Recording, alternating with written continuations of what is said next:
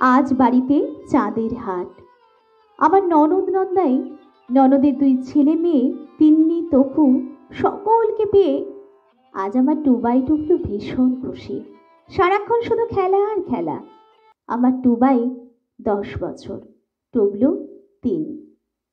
সব কাজ সামলে আজ দুপুরে আগে বাচ্চাদের খেতে দিলাম, সঙ্গে শ্বশুর মশাই শাশুড়ি মাকেও। আমার যতই কাজ থাক না কেন, এদের খাওয়া দাওয়াটা সবসময় সময় মতো করানোটাও আমার একটা বড় দায়িত্ব। তারপরেও বিভিন্ন বিষয়ে সকলের পছন্দ অপছন্দ মনে রাখতেও আমার বেশ ভালো লাগে। এই যেমন শক্ত শক্ত চিকেনের পিসগুলো আমার বড় ছেলে টুবাইয়ের খুব পছন্দ, আমার ছোট ছেলে টুবলুর আবার পছন্দ নরম হাড়ের মাংস।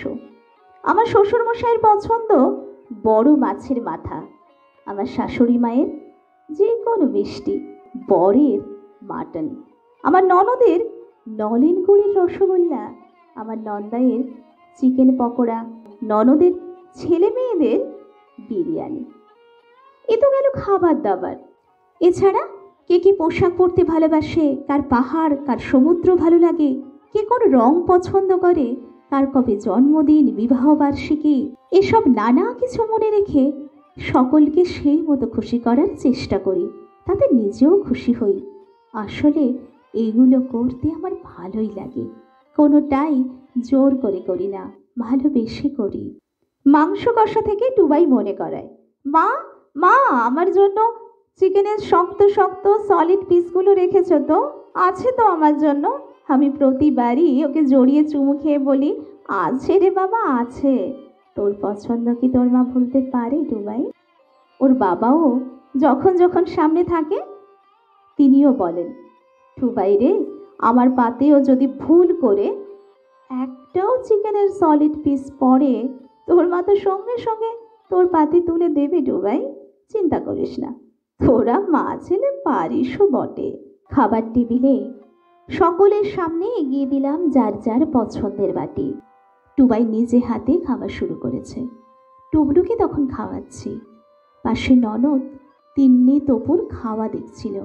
হঠাৎ করে পাশ থেকে বলে উঠল, ইমা বৌদি, তুমি নিজের ছেলেটাকে নরম নরম মাংস দিয়েছ আর টুবাইকে শক্ত মাংস দিয়েছ। ওকে তো খাইয়েও দিচ্ছ না, ও তো খেতে পারবে না বৌদি, ওকে একটু দেখো। আমার ননদের কথায় আমার দুটো চোখ ঝাপসা হয়ে আসে।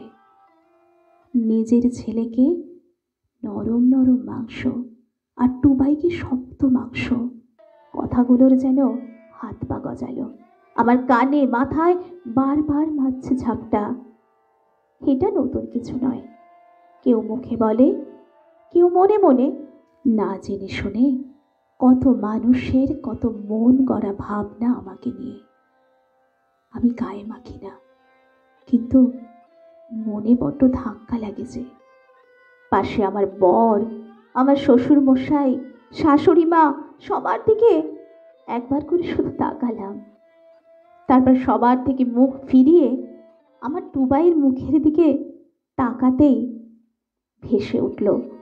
টুবাই বলছে, মা আমি কিন্তু এবার থেকে একা হাতে খাবো, তুমি শুধু মাছের কাঁটাটুকু ছাড়িয়ে দেবে, মাংস ডিম সবটা আমি একা খাবো। ওই যে রিন্টু, ও তো আমার থেকে অনেক ছোট মা, ওর মা তো খাইয়ে দেয় না, ও তো সবটা একা হাতে খায়, আমিও শিখতে চাই মা।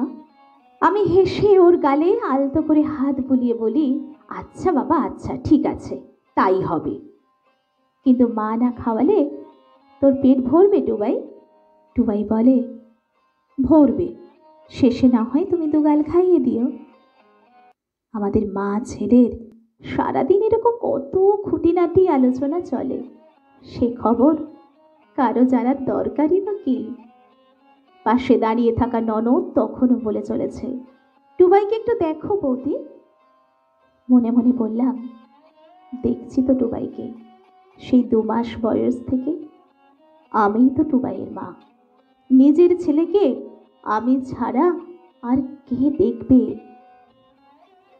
আসলে আমাদের একটা ইতিহাস আছে, আর যে ইতিহাসটা আমাকে সবাই যে যখন পারে তখন চোখে আঙুল দিয়ে মনে করিয়ে দেয়।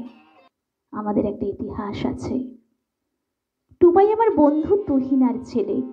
তুহিনা আর আমি ছোট্ট থেকে হরিহর আত্মা, একসঙ্গে বেড়ে ওঠা, একসঙ্গে খেলাধুলা, লেখাপড়া সবটা একসঙ্গে।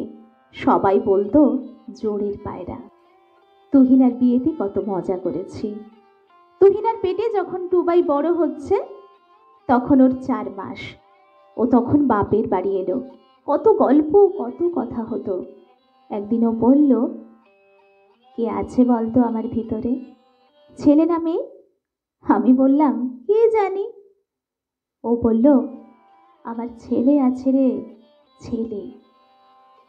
বাপের বাড়িতে ও থেকে গেল। আর আমি প্রায় প্রতিদিন যেতাম ওর কাছে।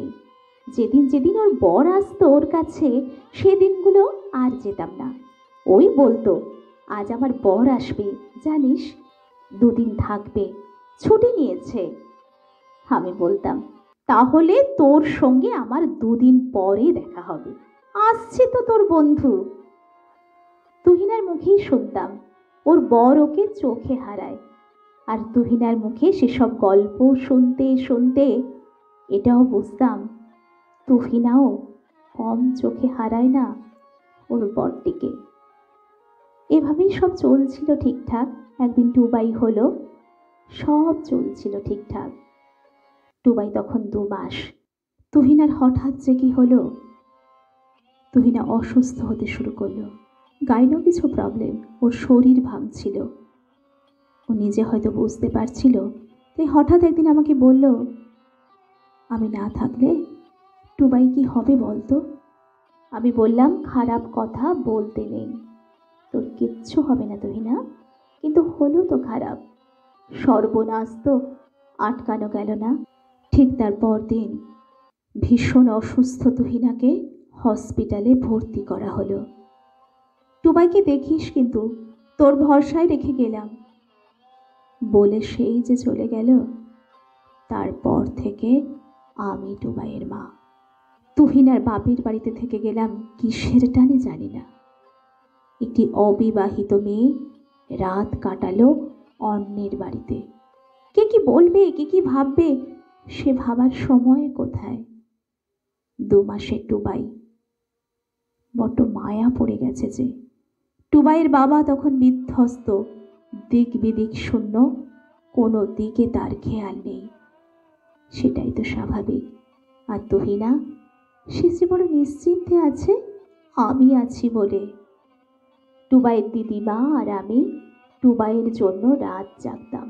আমার মা 2-1বার বলেও ছিল, সারাদিন থাক কিন্তু রাত কাটাস না। 2 মাসের টুবাই কেমন যেন মায়া পড়ে গেল। আমার মতো করে কে খেয়াল রাখবে টুবাইকে?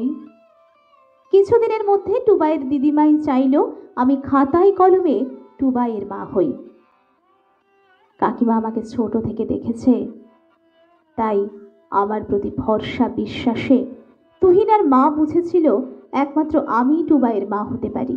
তাই একদিন সাহস করে কিন্তু কিন্তু গলায়, দ্বিধাগ্রস্ত আকুতির সুরে তুহিনার মা আমাকে বলল, তুই টুবাইয়ের মা হবি? আমিও বলে ফেললাম, মা হব। তুমি দেবে টুবাইকে আমায়?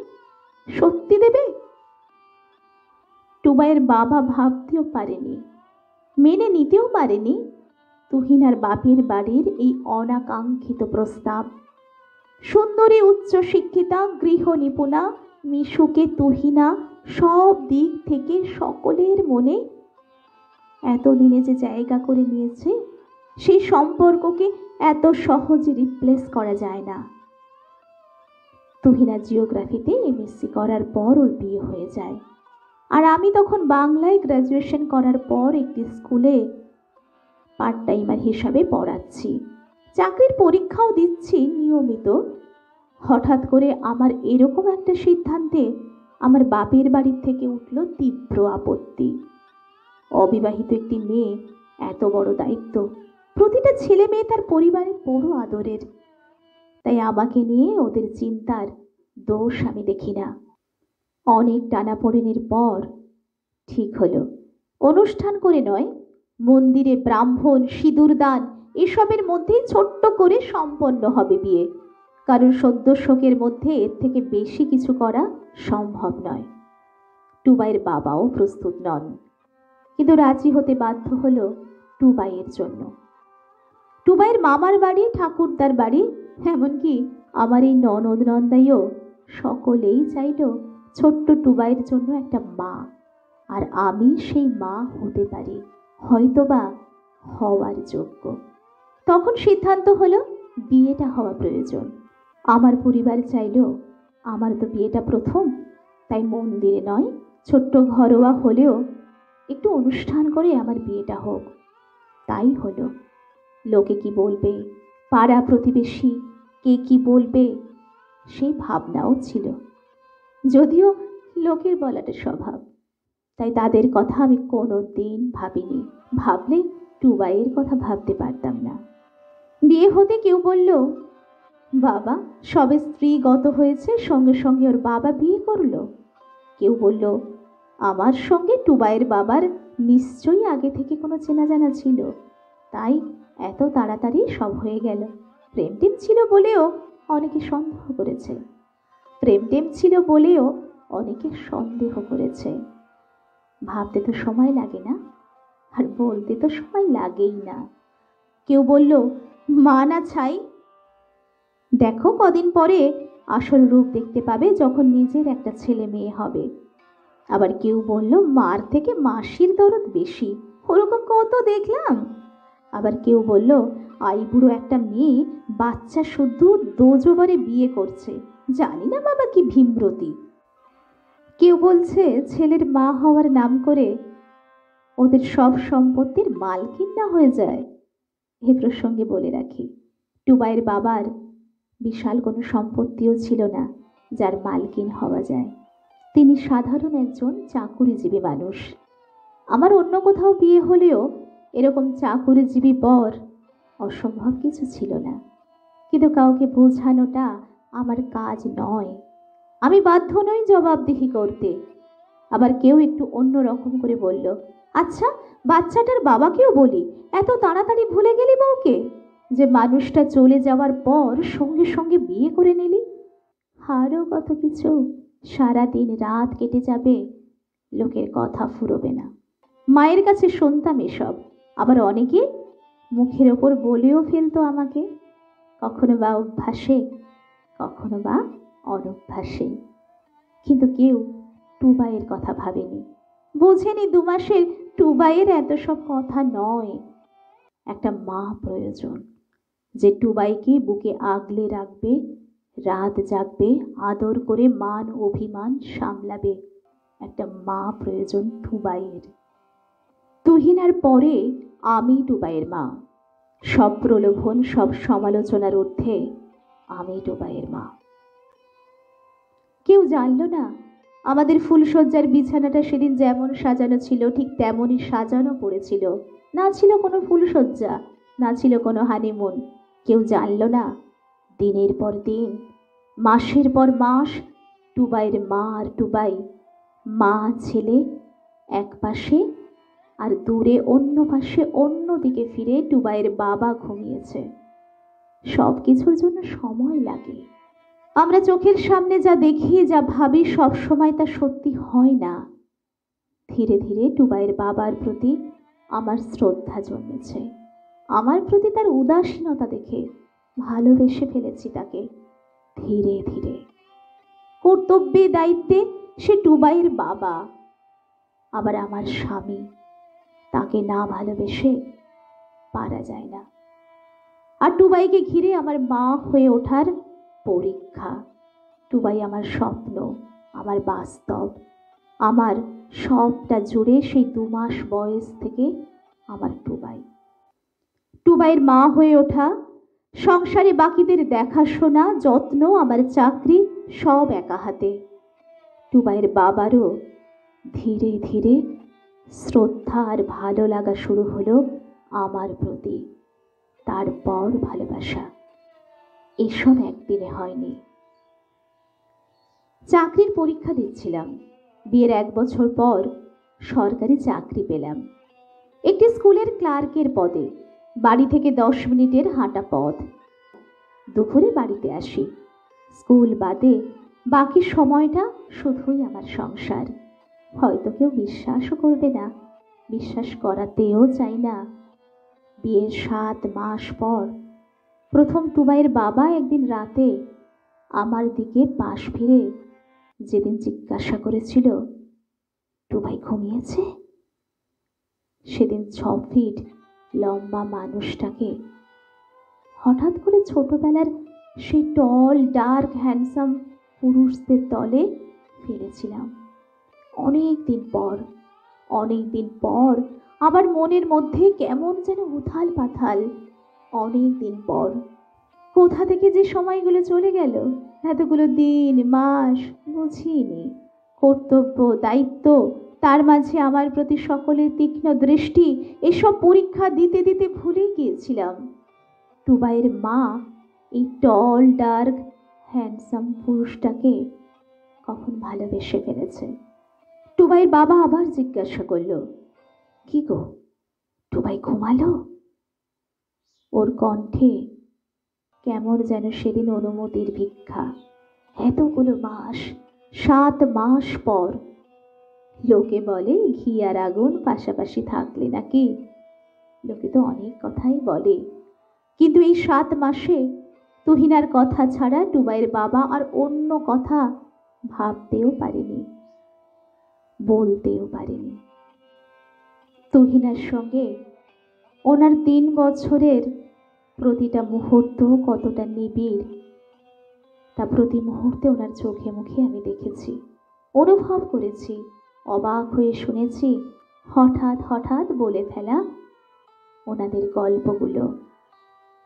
মন দিয়ে শুনেছি আমার বন্ধুকে তার স্বামী এতটা ভালোবাসে। মাঝে মাঝে ভগবানের কাছে বলি, তুই কোথায় গেলি তুহিনা? এত ভালোবাসা ছেড়ে, আমাকে এত দায়িত্ব দিয়ে। তোকে যে তোর বর বড্ড ভালোবাসে তুহিনা, তবে তো টুবাই আমি চোখে হারাই জানিস, আর আমিও। সেই প্রথম রাত যেদিন টুবাইয়ের বাবা টুবাই ঘুমিয়ে পড়তে টুবাইয়ের পাশ থেকে উঠে ধীরে ধীরে এসে বসলো আমার পাশে, আমিও উঠে বসলাম। নাইট ল্যাম্পের আলোয় চোখ মানিয়ে গেছে ততক্ষণে। আলতো করে আমার মাথাটা টেনে ওর বুকে রাখলো পরম স্নেহে। এ যে বড় সম্মানের, এ যে বড় শ্রদ্ধার, এই ভালোবাসা টুবাইয়ের মা পেতে পারে। টুবাইয়ের মা। বুঝলাম আমি টুবাইয়ের মা হওয়ার যোগ্যতা অর্জন করেছি দীর্ঘ 7 মাস পর। তবুও আজও আমায় পরীক্ষা দিতে হয়। যেদিন আরেকটি সন্তান নেওয়ার কথা ভাবলাম, সেদিনও সকলের কত আপত্তি। আরেকটি হলে আমি টুবাইকে আগের মতো নাকি ভালোবাসতে পারবো না। অবাক লাগে ভাবতে, সন্তানের মধ্যে ভাগাভাগি, চুলচেরা হিসেব, সবটাই তো আমাকে নিয়ে তোমাদের মন করা ভাবনা। আমাকে নিয়ে সকলের কত ভয়। কিন্তু আমার 2 সন্তান একে অপরের বন্ধু হবে, সঙ্গী হবে, তারা তাদের মায়ের শিক্ষায় বড় হবে, সেটা তো শুধু আমিই জানি। টুবাইয়ের বাবাকে বললাম, তুমিও কি সকলের মতো ভাবো টুবাইয়ের ভাই বোন হলে টুবাই যত্ন পাবে না? আসলে নরের মন নারায়ণও বোঝে না, আর আমি তো কোন ছাড়।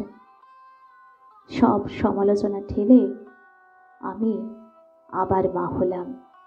পার্থক্য কিছু বুঝলাম না।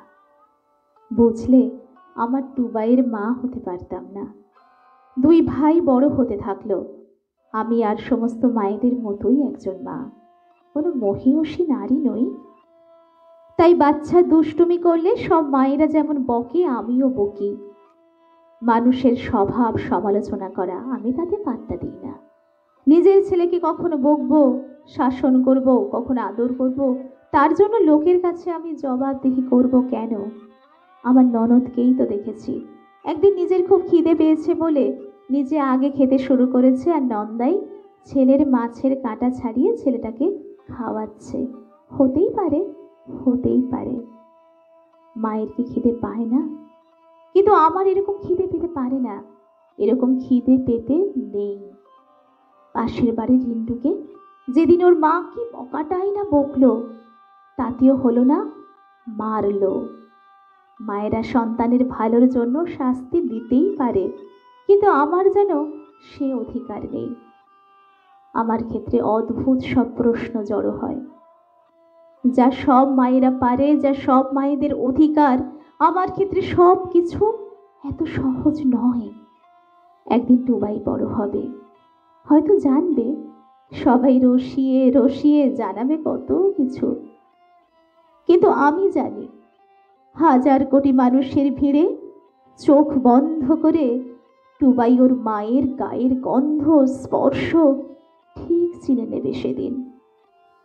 টুবাই যে ওর সাহসী মায়ের ছেলে, এত সহজে তোমাদের মিথ্যে প্ররোচনা সে মেনে নেবে না। তোমরা যতই বোঝাও, তোমরা যতই ভালোবাসার ভান করো না কেন, মানুষের আবেগ নিয়ে খেলা করো না কেন, তোমাদের সব ধ্বংসের প্ররোচনা আমার টুবাই ঠিক ধরে ফেলবে একদিন। সেদিনের অপেক্ষায় তো আছি আমি। টুবাই জানে ওর পছন্দের শক্ত শক্ত চিকেনের সলিড পিসগুলো ওর মা যত্ন করে তুলে রাখে ওর জন্য। সেগুলো দিয়ে আলাদা করে ওর মা ওর জন্য কাবাব বানায়, পকোড়া বানায়, চিকেন চাউমিন বানায়। তোকে তো প্রতিষ্ঠিত হতেই হবে টুবাই, তোর মায়ের জন্য। এটা যে তোর মায়ের বড় কঠিন পরীক্ষা টুবাই। আমাকে জিতিয়ে দিবি না বল, তারপর আমার ছুটি। টুবলু তোর ভাই টুবাই, দুজন দুজনকে জড়িয়ে থাকিস সারা জীবন, আর আমি তোদের মা। দেখি তো কোন সে শক্তি আমার টুবাই টুবলুকে আলাদা করে। ঝড়ের মুখে খড়কুটোর মতো ছড়িয়ে পড়া এই সংসারকে মাতৃত্ব দিয়ে, সম্পর্কের বন্ধন দিয়ে আগলে রেখেছি আমি। টুবাইকে ঘিরে আমার উপর কত শত মিথ্যে সন্দেহ আর অভিযোগ একাই সামলেছি আমি। টুবাইয়ের মা হয়ে ওঠার পরীক্ষা আমি একাই দিয়েছি, তবু ক্লান্ত হতে পারিনি। এত সব ভাবনার মধ্যে হঠাৎ টুবাইয়ের ডাকে আমার এতক্ষণে সম্বিত ফিরল। ও মা, মা, কতক্ষণ ধরে তোমায় ডাকছি, শুনতে পাচ্ছ না? আমার বাটিতে দেখো এক পিস নরম হাড়ের মাংস। এটা তো আমি খাই না মা, তুমি তো জানো। ধীর কণ্ঠে বললাম, ভাইকে তুলে দে। টুবলুর বাটিতেও কখন এক পিস সলিড মাংস পড়েছিল, সেটা তুলে টুবাইকে দিলাম। আর টুবাইকে বললাম, দেখলি তো বাবা, কেমন সব গোলমাল হয়ে যাচ্ছে। টুবাই সঙ্গে সঙ্গে অভিযোগের সুরে বলে উঠল, আমরা তো ভালোই থাকি মা, তুমি তো কোনো দিন কোনো কিছু বলো না। কেউ এলেই তোমার সব গুলিয়ে যায়, কেন মা? হঠাৎ পাশ থেকে টুবাইয়ের বাবা টুবাইয়ের কথা থামিয়ে আমার দিকে তাকিয়ে বলে উঠল, এখনো কিসের এত পরীক্ষা তোমার? রোজ রোজ কাদের কাছে এত পরীক্ষা দিয়ে চলেছ তুমি? তারপর টুবাইয়ের দিকে তাকিয়ে ওর বাবা বলল, এখন তুই বুঝবি না বাবা, যেদিন বড় হবি সেদিন বুঝবি। তোর মায়ের নিষ্ঠা আর শর্তহীন ভালোবাসায় এই সংসার যে বড্ড ঋণী বাবা, বড্ড ঋণী। আমি শুধু স্থির দৃষ্টিতে টুবাইয়ের বাবার দিকে তাকিয়ে রইলাম, আর আমার দু চোখ বেয়ে তখন বয়ে চলেছে নিষ্ঠা আর শর্তহীন ভালোবাসার ধারা। নমস্কার।